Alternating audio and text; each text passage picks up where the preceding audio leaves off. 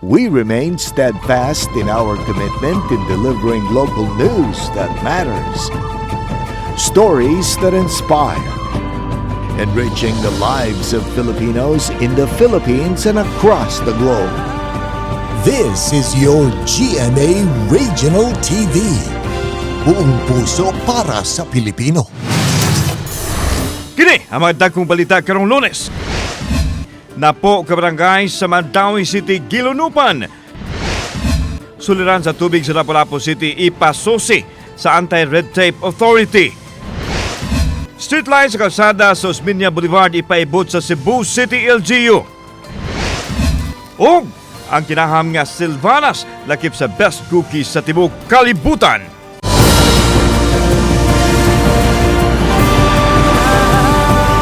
Kini ang GMA Regional TV Balitang Disdak. Maayong hapon at kini ang inyong GMA Regional TV Balitang Disdak ang bugtong kasaligan. Kasandigan o kadangpan sa mga Bisaya nga maghatod sa labing dako og mga nagunang balita nga mahinungdanon sa Central ug Eastern Visayas. Ug live dinhi sa GMA Complex sa Dakbayan, Sugbo, ako si Alan Domingo. Mabon sa napo ka barangay sa Mandaue City ang nakasinati og kalapad nga pagbaha kagabi ato sa pagbundak sa kusog nga pag-uwan sa usa ka dapit lapas ganis tawo ang gitason sa tubig. Anang live report ni Nico Sereno. Nick.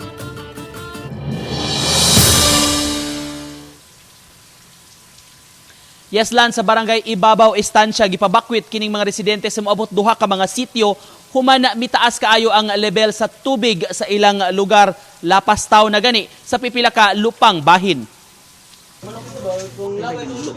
Mga alas 12 sa udto kaganiha kini ang naabtanamo sa sudlunon nga bahin sa Ibabaw Estancia.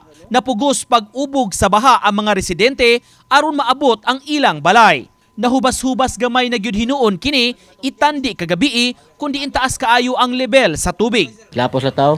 Ang tubig? Nagyun sa mantos mga tao do. Ako gibutangan og styro na PC dayon akong gibira-bira gikarga na ko sila. Mga bata, mga pamilya. Sa barangay gym, temporaryo nga miistar ang kapin sa 70 ka mga pamilya ang apektado gikan sa sitio Mangga ug Papaya. Wala pa mamauli kay wa pa hingpit na hubas ang tubig sa ilang mga balay ug bisi pa sa pagpanglimpyo. Anto nagbuntag ako ito kay monitor ko sa tubig. In kaso mudak ko bagyod. Kanaog ko kay dekada man. Pangitaan paagi muna nga nakitaan nga kinanglan nga rita sa kuan mag-imot ang karnel sa kinalagman gyud. Kaya moy sundon. Ato palutson ng tubig kap. Yes, ato palutson ang tubig ato sir Nick. Nga kaning convert na karaan sa Ibabaw Estancia sir Nick. Since pagsubod pa layo pa kay 1960s, 1970s pa rin nga convert. Nga puno na gyud kay ni sir. Matod sa City Disaster Head, moabot sa napu ka mga barangay ang apektado sa pagbaha. Nakaabag kuno ang declogging o paglimpyo sa mga manhole nga gihimo ng daan sa syudad. Ako kay kong tabang. So pero kung naging sa bundok uwan gabi kung pag dili na dun sa Mandaue hasta dito sa mga mountain barangays sa kasalingan natong syudad motong niyato sa tubig. Samtang pasabot sa Pag-asa Visayas, sud sa duha ka oras kagabi alas 8 hangtod sa alas 10 miabot sa 54 mm per square kilometer ang gibundak nga uwan. Umuabot sa 270,000 ka mga baril sa tubig. Consider na ni as heavy to intense rainfall category or level ng intensity. Kamugna na nigbaha o dahili sa yuta. Landi ni sa atong himutangan sa Nivel Hill sa Barangay Apas padayon ang pag-uwan ni mga orasaran. Hinudili na kayo nga nakakusog itandi kaganiha o katong na sinati isaba kagabi sa dakong bahin sa Metro Cebu. Samtang padayon ang pahimangno sa atong mga otoridad sa katong mga nagpuyo sa mga flood-prone areas nga magmatngon gyud daan o kanunay nga i-monitor ang kahimtang sa panahon o kun mahimo mubakwit na lang yung daan alang sa ilang kaluwasan. Lan? Okay, daghang salamat Nico Sereno. Why bagyo o low pressure area nga nakaroon sa nasod o baka mamahimong maomol sulod sa Philippine Area of Responsibility. Sa musunod 5 ka adlaw base usab sa Tropical Cyclone Potential Threat Forecast. Ano sinating kusog nga mga pag-uwan o pagpanag-o mugna sa mga localized thunderstorms nga naumol tungod sa hanging habagat nga nagpasulabay karon sa Southern Luzon ug Western Visayas. Ang pag-uwan nga nasinati kagabi gikan sa alas 6 hangtod na sa alas 10 sa gabi nakabuo og 54 millimeters nga pag-uwan sa Sugbo Samas gidaghanon sa tubig nga sa 21 ka mga Olympic size swimming pool. Subay nini nakatigom na ang Sugbo og 179 millimeters o baka 99.1% sa normal nga gidaghanon sa tubig uwan nga masinati Sugbo matag buwan sa Hunyo sulod pa lang sa 23 ka adlaw. For the next 5 days until sa Friday, karong Friday, 70% chance ang ato ang rain nga gi-expect. For the next, after karon, mo improve their condition ta, mag-range na siya og 30 to 40. Power utility nga Visayan Electric giawhag sa pagpaong dayon sa ilang linya matag higayon nga dunay sunog sa sesyon sa Konseho ganang buntag usa kini sa natuki o gipasar giluso ang draft resolution alang sa Visayan Electric giawhag nila nga diretsohon pagpaong ang linyas kuryente sa usa ka lugar sa higayon nga mahitabong sunog. Kini aron kanikayan ang mga disgrasya ug aron dili mabalda ang pagresponde sa mga otoridad. Kini usab ang una nang nahangyo sa dakbayan sa power company nga himuon kung grabe na ang baha sa usa ka lugar aron makalikay sa peligro. So, mas makulitihan na ito sila, sinta ko lang o kanya, isunod nila ba yung buwig pa ang kuryente. So, mo na usual na maka-hold nila every time na i-fire. Kana nga mga plants nga napay kuryente. So dapat ka nang paspasan nila o kuan-kuan sa ana every time? Shut off yun, dapat. Director General sa Anti-Red Tape Authority mupatawag og clarificatory meeting sa nagalihang ahensya sa gobyerno. MCWD ug Lapu-Lapu City LGU nunot sa suliran sa tubig sa dakbayan. Si Luan Merondina sa report. Atol sa Bagong Pilipinas Town Hall Meeting sa miaging semana sa Lapu-Lapu City, giday ni ARTA Director General Secretary Ernesto Perez ang lokal nga kagamhanan sa dakbayan sa Lapu-Lapu tungod sa gihimo ni ini mga pamaagi aron mapasayon alang sa mga magpapatigayon ang pagkuha sa mga gikinahanglang permit. Ang Lapu-Lapu City, ang labing unang LGU gawas sa Metro Manila nga nakaset up og nakapahimong operational sa electronic business one-stop shop. Ug subay niini ang dakbayan ang napiling recipient sa Pinas Bilis e-boss package diin nakadawat sila og napo ka mga laptop, printer ug scanner gikan sa usa ka pribadong kompanya. Apan gikasubo ni Secretary Perez nga samtang gihingusga nila ang kampanya Batok Red Tape, nasayran usab niya gikan kang Mayor Junard Ahong Chan nga natanggong pa ang application sa mga gi-endorse sa LGU nga proponents alang sa desalination project aron masolusyonan ang kakuwangan sa supply sa tubig. I hope that they should not wait for the notice of clarificatory hearing that we will be sending soon. And then we will, so that they can act on it immediately, so that there is no need for us to investigate and file charges if necessary. Subay niini, gitahasan niya ang mga kawani sa Anti-Red Tape Authority sa pagpadaog notice ngadto sa mga nagkadaiyang ahensya sa gobyerno, MCWD ug sa Lapu-Lapu City LGU aron makapahigayon og clarificatory meeting. I have called on our people here, the responsible people at the Anti-Red Tape Authority, to call immediately for a clarificatory meeting to act with urgency and ask these government agencies to explain the delay in the action. When I assumed as a mayor in 2019, we endorse proponents wants to do business of desalination water. We have 5 pending applications in the MCWD, so I hope that the good secretary can help on this matter. No? Sa telephone interview, gipahibaw sa tigpamaba sa MCWD nga adunay 5 ka mga dagkong water supply project ang MCWD sa tibuok Mactan Island. Una, ang desalination project sa barangay Marigondon nga makasupply og 30,000 cubic meters per day. Ikaduha, sa barangay Kanhulaw nga makasupply og 25,000 cubic meters per day. Ikatulo, sa lungsod sa Cordova nga makasupply og 20,000 cubic meters per day ug makahimo usab nga makasupply sa mga kasikbit nga barangay sa Lapu-Lapu.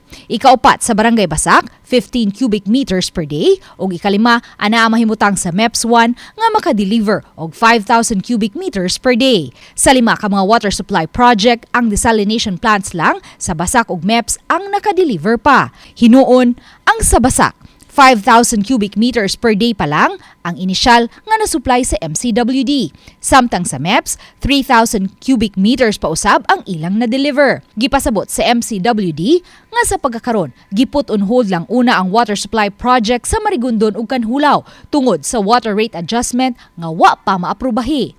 Ang amuang water rate nga adjustment nga gi-request in 2022 nga we target to implement in 2023, July last year, wala pa siya na-approve. And so kinahanglan na mo i-hold sa ang kaninga mga project kay mahal ba ya? Kay bawo man tatanan nga mahal gyud ang desalinated seawater. Nakadugang usab sa pagkalangan ang pagkahunong sa pipelaying project sa MCWD kay matod sa kontraktor niini, wa sila mahatagi og bag-ong excavation permit. Kung naami tubig, ibutang nato maka-afford ni sa bagong supply sa tubig, di man namo ka-distribute without the pipeline. Hinuon, bukas ang MCWD sa unsamang clarificatory meeting nga ipatawag sa Anti-Red Tape Authority. Uban ni Godfrey Rilien, Luan Merondina, Balitang Bisdak.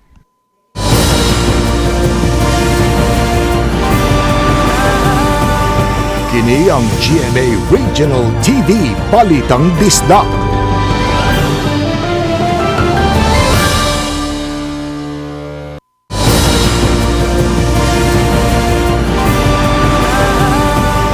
Kini ang GMA Regional TV Balitang Bisdak. Mas gipalambo karon ang katakos sa mga personnel sa Talisay City Disaster Risk Reduction and Management Office pagtubag sa bisan unsang hagid silang trabaho. Gipaubos sila sa tulo ka adlaw nga leadership seminar for crisis management. Pinagi sa training, mas mapalambo ang ilang mental health pagpalambo sa katakos sa matag usa ug mas masayod sila sa tukma ug angayang buhaton panahon sa katalagman o kagulanan. Gituki sa training ang mga best characteristic isip mga personnel sa Disaster Risk Reduction and Management Office o sa ilang responsibilidad ilabi na panahon sa krisis. Laing pagsaka na sa presyo sa produktong petrolyo ipatuman sugod ug maadlaw. Kini ikaduhang simanang sunod-sunod nga pagsaka sa presyo sa petroleum products. Ang Sea Oil Philippines ug Shell Pilipinas mopatuman og 1.40 nga usbaw sa gasolina matag litro, 1.75 usab sa diesel samtang 1.5 sa kerosene. Sugod mabatyagan ang pagsakas presyo alas 6 ugma sa buntag gawas lang sa clean fuel o petrogas nga mopatuman sa mga aumento pagka alas 4:01 sa hapon sa Martes. Ang pagsakas presyo sa produktong petrolyo subay usab sa napanglantawan sa Oil Industry Management Bureau sa Department of Energy tungod sa nagpadayang geopolitical tensions o sa supply risk. Gikasagmuyo sa byuda ni kanhi Negros Oriental Governor Roel Digamo ang desisyon sa Dili Court of Appeals gipagawas gikan sa house arrest si kanhi Negros Oriental 3rd District Representative Arnolfo Tives Jr. human gipaboran sa Dili Court of Appeals ang gisangat nga writ of habeas corpus. Matod ni Pamplona Mayor Janice Digamo nga mas maayo lang unta kung padayong gi-house arrest o gi-police arrest si Teves samtang gipaabot ang extradition proceedings. Si Teves mao gitumbok nga utok sa Pamplona Massacre niadtong Marso 4, 2023 nga mikutlo sa kinabuhi sa kanhi Gobernador Digamo ug lain na po pa ka mga biktima. Dismayado man sa desisyon apan iyang gitahod ang desisyon sa Korte sa Timor-Leste. Nang hinaot ang mayor nga bisan kung gawasno na si Teves, bantayan gihapon sa kapulisan sa mga nasod aron masiguro nga di siya makalighok sa nasod samtang nagpadayon pa ang extradition proceedings aron madali siya balik sa nasod. Yung fear namin pag lumaya siya dyan at pinakawalan siya na talagang free as a bird. Yes. Pero kung yung freedom na temporary na binigay sa kanya, makaya nga, as I have said, kayang panindigan ng court na hindi siya biglang naglaho, na parang bula. Mm-hmm. Yeah, talagang we did that also na mapauwi nga at mapapanagot siya. Linahe nga basa ang nasinati sa mga residente sa usa ka sitio sa Barangay Mantuyong, Mandawi City nga nagsaulog karon silang kapiestahan ni San Juan. Kagabi, gibaha ang ilang dapit. Ang report ni Nico Serino. Wala mahinayon ang kalingawan ug pa-contest sa may sitio Asinan, Barangay Mantuyong kagabi, bispera sa ilang kapiestahan. Kinihuman gibaha pag-ayo ang dapit, lapas tuhod pa sa ubang bahin. Igo lang kuno nahuman ang novena, dihang niuwan og kusog, dayon misaka na ang tubig. Lakip ang kapilya sa nalunupan. As in, lawang gigay. Dugay na magsigbaha gid. Sa una pa gini, gagmay pa mi. Karong buntag pagbalik namo sa dapit, nahubas na ang tubig ug busy na ang mga tao sa preparasyon sa ilang piyesta. Bisan ang kapilya, makapila gilimpyuhan, human magkalapok kay nabahaan. Madayon gyud kuno gihapon ang kasaulugan, halad kang San Juan Bautista. Apan panghinaot nila, dili na mauwan og ingon adto kakusog aron makasaulog na ang tanan. Wala gyud mi magdahom nga may ato kadako ang tubig kay lisod naman sa balay wherein lisod na gani sa amon chapel but makaingon gyud ko basta muuwan lagi ana murag naanad na gyud mis. Nasa may celebration niya wala gyud say uwan kaluyan sa San Juan. So karon lang duha ka kalingawan na mo ang wala gyud ma-push. So gahapon og atong sa tong adlaw 18. Matud sa kanhi kapitan ug karon barangay councilor sa Mantuyong, ang parte sa ilang creek ang mi backflow maong magbaha sa dapit. Tungod gihapon kini sa kakusog sa bulog sa tubig nga wala maakomodar sa dako nga creek. Mihubas ra hinuon ang tubig human sa giban-abanang kapin sa oras. Once nga kusog kayo ang flow sa tubig sa main creek, ang amo nga creek, ang Mantuyong Creek, mo backflow gina siya. Muna nga kadaghanan sa area nga dool sa sapa makuan gid mabahaan gyud. Pero inig hinay anang flow dito dali pud kay mahubas. Uban ni Godfrey Relien, Nico Sereno, Balitang Bisdak.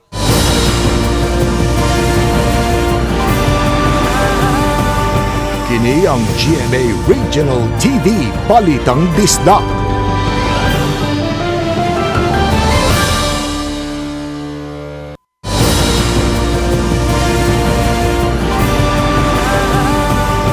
Kini ang GMA Regional TV Balitang Bisdak. Nagsugod na sa pagpangabot ang advance party sa mga rehiyon nga mosalmot sa Palarong Pambansa 2024. Gipaniguro sa Cebu City LGU ang seguridad sa mga delegado uban sa pagpakig-alayon sa kapulisan. Anong report? Mipahigayon og ocular inspection sa Cebu City Acting Mayor Raymond Alvin Garcia sa mga billeting quarters. Uban ang DepEd officials, gisusi nila ang Tisa Elementary School. Diin gitan-aw nini ang physical structure apil na ang mga classrooms nga istaran sa mga delegado. Aron masiguro nga adunay abundang supply sa tubig, nagpatrabaho sab ang tuhan og deep well aron magamit inig-abot sa tukmang panahon. I'm satisfied because ang pagkuan na lang, you will see that it's 95 to 98% complete insofar as the painting is concerned. Insofar as the work is concerned, it's just a matter of cleaning already the area. We added additional depth well so that ang fourth floor nato na mga CRs nagyo yung mga tubig. Ready, sir. We're doing our best with the help of the local scoreboard and our own division office. Samtang nangabot na usab ang advance party gikan sa Suksagen Region aron hapsayon ang tanan alang sa modulan sa kalibo nilang delegasyon. Tinguhan nila nga mapanindot ang dapit aron mamintinar nila ang ilahang standing sa labing nindot nga billeting quarter sulod sa tulo ka higayon sa palarong pambansa. Makuha din namin yung prizes na most most decorative school at saka clean and green. Samtang ipaniguro sa LGU ang kahamsay ug kalinaw sa mga kalihukan sa labing dako nga paugnat sa kusog sa nasod. Gikatak na ipahigaan ang send-off sa kapulisan karong adlaw Biyernes alang sa pagsiguro sa kaluwasan sa mga delegado. Request og additional or augmentation of personnel coming from different city police office and provincial police office. Kauban si Clover Lumayag, ako si Alan Domingo. Balitang Bisdak.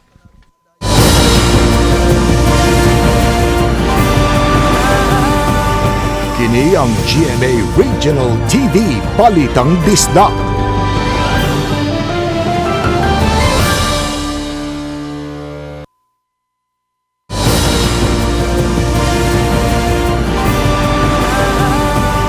Kini ang GMA Regional TV Balitang Bisdak.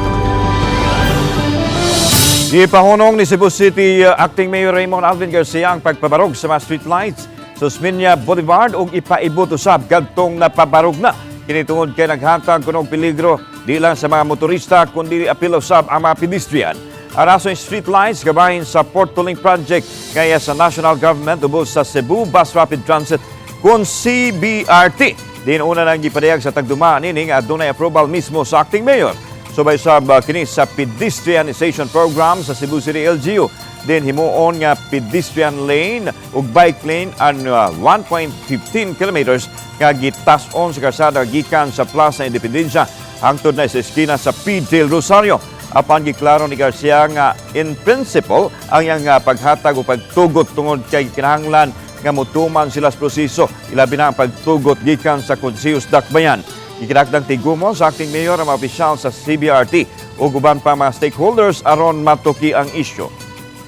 I have already instructed them not to continue putting more of those street lamps that are put in the middle of the road. I have to order them ayaw na lang sa ibutang o itangtang ang katong nabutang because it poses danger not only to the motorists but to the pedestrians alike. Sa labing uwahing kalambuan sa dagan sa panahon mga kapuso, itandi sa mayaging simana, nagkahinay ang hangin sa southwest monsoon o habagat. Wa na kini makaabot sa Kabisayan o sa Mindanao ug sa lapad nga bahin sa Luzon, dalang kini nakapikto.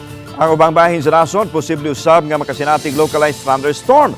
Subay sa kasayuran sa Metro Weather, adunay kahigayonan nga wanon ang northern ug eastern Samar, Leyte provinces, Cebu, Bohol. Basinati ang kusog nga uwan sa pipila ka dapit busa ang ayan nga magbantay sa pagbaha ug sa pagdahili sa yuta. Posible usab nga wanon ang nahabiling bahin sa nasod tungod sa localized thunderstorm. Nalakip sa 50 best cookies in the world ang tatak dumagitinyo nga Sans Rival Silvanas busa atong tilawan ang lamian ug world-class nga pagkaon ug sa kasaysayan ini. Anang report. Naabda namo kining amahan uban sa iyang managkaluhang anak nga namalit og Silvanas ug dayon ilang gisawan. Assorted flavor ang ilang gipili nga tanan paborito sa T-Twins. Naanda na nila kining kanon ilabi na kon makaadto sila sa Dumaguete City.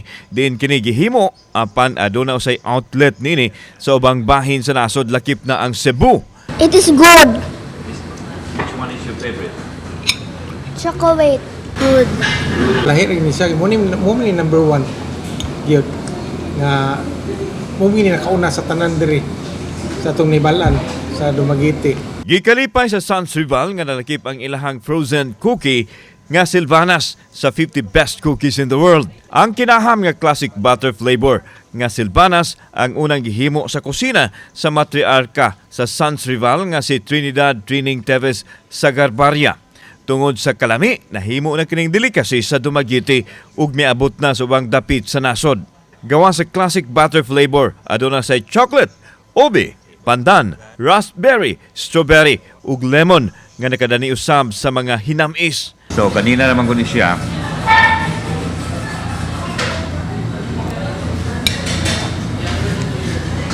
Lami good. No wonder na-appeal siya sa 50 best cookies in the world. Ha? Kaunta? Ang Silvanas, usa lang sa mga pagkaong Pinoy nga nakamugna og kasika sa kalibutan sa lamian nga pagkaon nga tatak dumagitinyo, tatak Pinoy. Kauban si Godfrey Lian, ako si Alan Domingo. Balitang Bisdak. Usa ka balay sa barangay San Vicente, Ulango Island, gariyot masunod tungod sa nabiyaan nga kandila. Ikinahong nangadji ang tagbalay ni adtong Biyernes sa hapon ug nalimtan pagpawong ang kandila. Hinuon ang aparador lang sa panimahay ang nalamoy sa kayo ug napawong raw sa dayon kini. Apan hiagom og paso. Sa tudlo ang 44 anyos nga anak babae sa tagiya sa balay sa paningkamot kini nga mapawong ang kayo. Unom ka mga tao ang naangol human nagmalfunction ang preno sa truck nga gikargahan sa sinakong simento samtang miagi sa barangay Santa Ana sa lungsod sa Barili. Alas 2 sa hapon ni adtong nakalabay sa Sabado. Matod sa Barili Police Station, wa kuno mopaak ang brake sa truck nga mahinungdan nga mibangga kini sa usa ka motor o laing duha pa ka mga sakinan. Lahos-lahos lang ang pagpadagan sa truck hangtod nga mibangga kini sa bangko. Adunay usa ka pedestrian nga samdan human maigo sa nahog nga sako simento. Gidala sa ang mga nangon sa Barili District Hospital, din sila nagpatambal. Padayon pang gisusis sa Barili Police Station ang kadaon sa aksidente. Samtang anana sa police custody ang driver sa og kasuhan og multiple physical injuries and damage to property. Padayon pang gisuwayan sa GMA Regional TV Balitang Bisdak ang pagkuha sa habig sa truck driver. Kung walay settlement due sa both parties or to light criminal complaint ang kaning driver directly recorded resulting to multiple physical injury to damage to property. Usang patay samtang usaw-usab ang naangol human na hug ang truck nga nagkarga og ice sa pangpang sa barangay Upisan, Pamplona sa Negros Oriental. Nadawat sa Pamplona Police Station ang alarma pasado alas 6 sa buntag gahapon.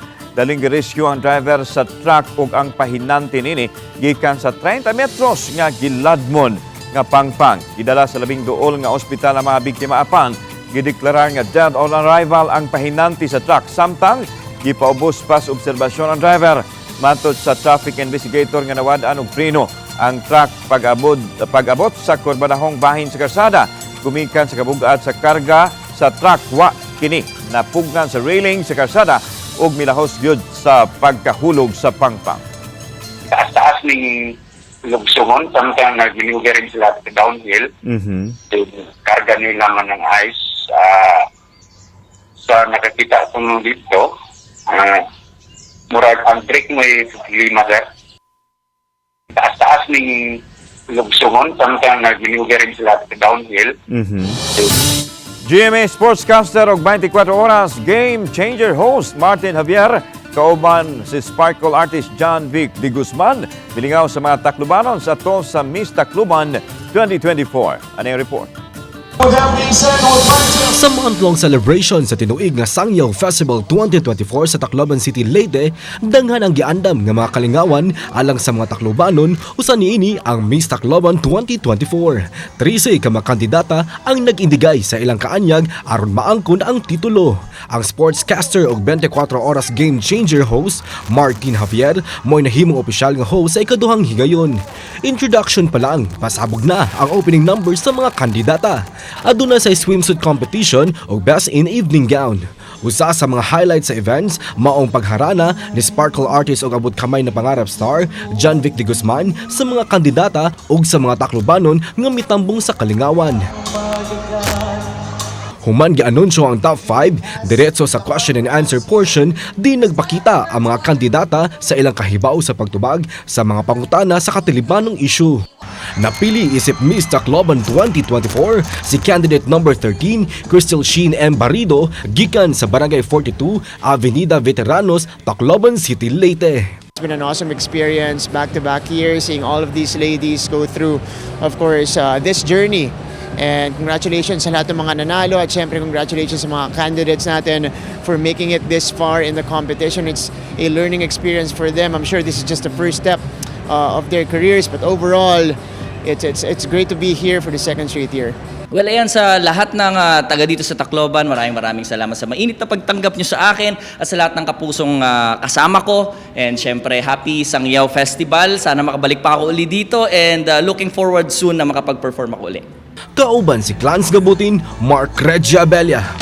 Balitang Bisdak.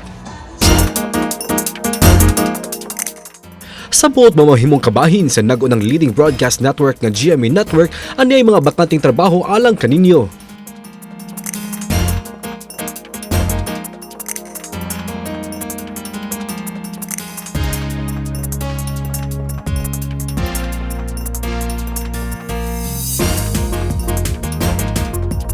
Sa mga interesadong aplikante, mamahimo bisita sa careers.gmanetwork.com alang sa dugang detalye.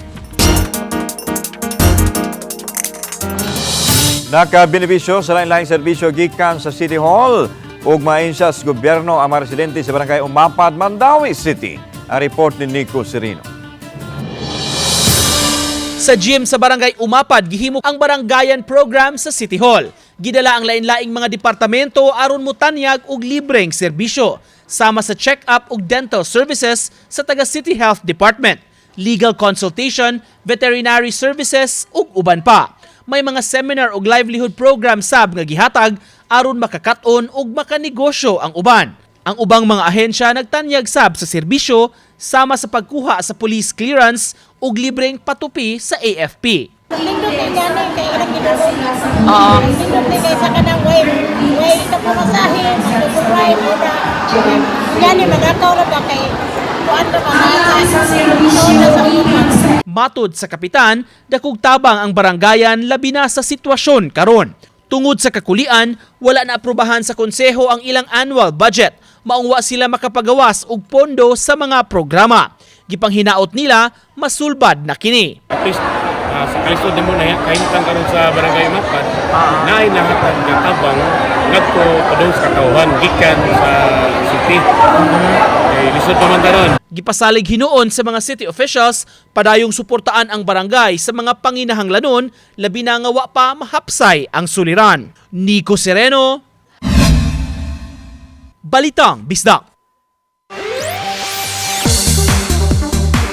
Sino bang may tangan ng iyong mga kamay? Sino bang nagbibigay cool sa iyong buhay? Tipik lang kini sa mga lyrics sa bagong awit ni Kapuso singer Abby Glotario nga siguradong dagan ang hashtag makarelate. Ang yang bagong awit nga naglalambing ubos sa GMA Music nga mamahimo ng ma-download o mapaminaw sa tanang music downloading app nationwide. Baguhay lang kining na-release niyadtong Biyernes, June 21. Matod niya nga milanad ba og 7 ka tuig sa wala pa siya nakaresider nga ipagawas kining kanta. It's going to be officially out on June 21. Pwede niyo pong i-download, pwede niyo pong i-stream using your favorite streaming platform. Pwede po sa Spotify, sa YouTube Music, sa Apple Music, at kung saan-saan pang app na meron kayo dyan para sa inyong mga sound trip. Narito po tayo upang masaksihan. Samtang sa finale week sa My Guardian Alien, ang unta nga memorable nga wedding misangput sa dugoon nga trahedya humana dunay kalit nga mibuto. Si Seth nga nagpaluyo sa pagpamumba atol sa kasal nila Grace ug Carlos sa moong trahedya na miligro ang kinabuhi ni Doy. Unsa kaha ang mahitabo kaniya? Kana ang dungan tanga-tangaan sa finale week sa My Guardian Alien sa GMA Prime 8:50 PM pagkahuman sa Black Rider.